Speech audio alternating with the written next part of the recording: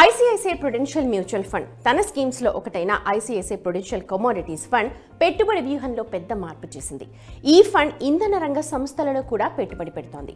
ప్రస్తుతం పథకం ఈక్విటీ విభాగంలో కాగితం, సిమెంట్, మెటల్, రసాయన ఎరువులు తయారు చేసే కంపెనీల షేర్లలో పెట్టుబడి పెట్టింది.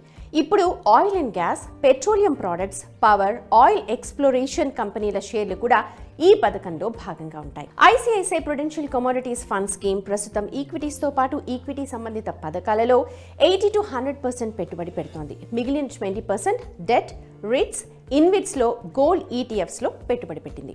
ఇప్పుడు ఈ పథకం వెండి ఈటీఎఫ్లలో కూడా పెట్టుబడి పెడుతోంది. కాబట్టి కమోడిటీస్ ఫండ్ పథకం ప్రధాన పెట్టుబడిలో 2 మార్పులు ఉన్నాయి. ఇందులో ఒకటి ఈక్విటీలో భాగంగా ఉండే పవర్ సెక్టార్ స్టాక్స్, రెండోది వెండి ఈటీఎఫ్లలో పెట్టుబడి పెట్టడం. ఐసిఐసిఐ ప్రుడెన్షియల్ కమోడిటీస్ ఫండ్ అనేది థీమాటిక్ ఫండ్. ఈ పథకంలో మార్కెట్ పనితీరును పరిగణలోకి తీసుకుని ఫండ్ మేనేజర్ ఒక నిర్దిష్ట థీమ్ ఆధారంగా ఆస్తి కేటాయింపులు చేస్తారు. ప్రస్తుతం దేశ ఇంధన రంగంలో మెరుగైన వృద్ధి అవకాశాలు ఉన్నాయి. ఈ వృద్ధిని సద్వినియోగం చేసుకోవడానికి మ్యూచువల్ ఫండ్ కంపెనీలు ఇంధన స్టాక్లలో పెట్టుబడి పెట్టాలనుకుంటున్నాయి. అలాగే సిల్వర్ ఈటీఎఫ్ ని చేర్చడం వెనుక కారణం ఏంటంటే ప్రపంచంలో వెండికి డిమాండ్ పెరుగుతోంది. మీ పెట్టుబడిని ద్రవ్యోల్బణం నుండి రక్షించడానికి వెండి కూడా ఒక మంచి ఆప్షన్. అటువంటి పరిస్థితిలో పథకంలో వెండి ఈటీఎఫ్లను జోడించడం వల్ల పోర్ట్ఫోలియోను డైవర్సిఫై చేయొచ్చు. డైవర్సిఫికేషన్ అంటే మీ పెట్టుబడి మొత్తం వివిధ అసెట్స్ మధ్య పంపిణీ జరుగుతుంది. ఇప్పుడు క్వశ్చన్ ఏంటంటే ఐసిఐసిఐ ప్రుడెన్షియల్ ఈ పథకాన్ని ఎందుకు మార్చాల్సి వచ్చింది? నిజానికి ICICI prudential commodities fund nifty commodities ట్రైని ట్రాక్ చేస్తుంది. ఈ ఇండెక్స్ లో చమురు, పెట్రోలియం ఉత్పత్తులు, పవర్, సిమెంట్, కెమికల్, మెటల్ లాంటి రంగాలకు చెందిన కంపెనీలు ఉన్నాయి. కానీ ఐసిఐసిఐ ప్రుడెన్షియల్ స్కీమ్ లో చమురు, పెట్రోలియం, విద్యుత్ రంగ కంపెనీల షేర్లు లేవు. దీని కారణంగా ఐసిఐసిఐ ప్రుడెన్షియల్ పథకంలో చేర్చిన కంపెనీలు నిఫ్టీ ఇండెక్స్ తో సరిపోలడం లేదు. బెంచ్ మార్క్ తో సరిపోలడానికి వీలుగా కంపెనీ తన పథకంలో ఎనర్జీ సంబంధిత కంపెనీలను చేర్చింది. SEBI registered investment adviser Jitendra Solanki చెప్పింది ఏంటంటే ఐసిఐసిఐ ప్రుడెన్షియల్ కమోడిటీస్ ఫండ్ అనేది ఒక థీమాటిక్ ఫండ్.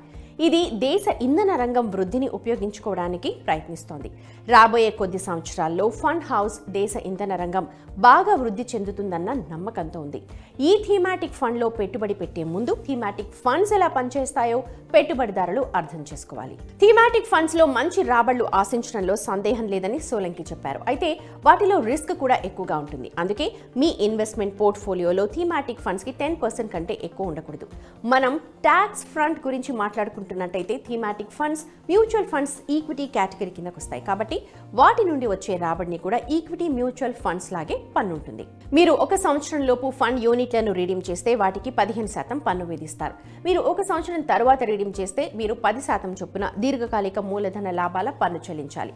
ఒక ఆర్థిక సంవత్సరంలో దీర్ఘకాలిక మూలధన లాభానికి 1 లక్ష వరకు పన్ను లేకపోవడం కాస్త రిలీఫ్నిచ్చే విషయం.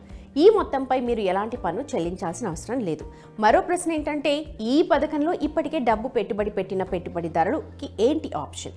ఐసిఐసిఐ ప్రుడెన్షియల్ పథకంలో మార్పుల గురించి ఇప్పటికే పెట్టుబడిదారులకు తెలియజేసింది.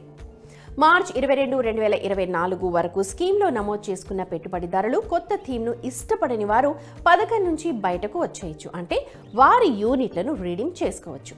ఈ ప్రాసెస్లో ఎగ్జిట్ లోడ్ కూడా ఉండదు. ఇదే కాకుండా మీరు ఐసిఐసిఐ ప్రుడెన్షియల్లో ఏదైనా ఇతర పథకానికి పెట్టుబడి పెట్టాలనుకున్నా దానికి మార్చొచ్చు. దీనికోసం కంపెనీ ఏప్రిల్ 5 నుండి మే 6, 2024 వరకు టైం ఇచ్చింది. ఇక థీమాటిక్ ఈక్విటీ మ్యూచువల్ ఫండ్స్ చాలా రిస్క్ అని చెప్పాలి. అందుకే ఆయా రంగాలను బాగా అర్థం చేసుకున్న అనుభవజ్ఞులైన ఇన్వెస్టర్లు మాత్రమే ఇలాంటి ఫండ్స్లో ఇన్వెస్ట్ చేయాలి. ఈ ఫండ్ దీర్ఘకాలిక పెట్టుబడిదారులకు మాత్రమే సరిపోతుంది. మీరు థీమాటిక్ ఫండ్స్లో డబ్బును ఇన్వెస్ట్ చేస్తూ ఉంటే పెట్టుబడి వ్యవధి కనీసం 3 సంవత్సరాలు ఉండాలి.